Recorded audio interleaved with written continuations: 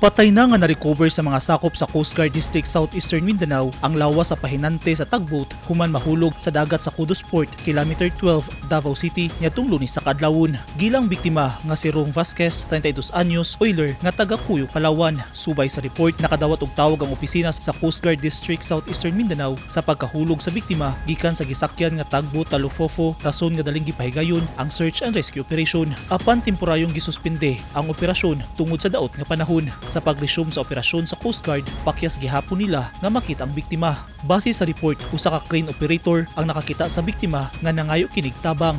Nagpakitabang sab ang crane operator sa iyang mga kauban aron luwason ang biktima apan wala na nila kini kita. Niadtong Martes sa hapon, usa ka mananagat ang nakakita sa patayng lawas ni Vasquez nga naglutaw-lutaw sa dagat ug gireport ngadto sa mga otoridad ug narespondihan dayon. Ginasubay pa kung unsa ang tinuod nga hinungdan sa insidente.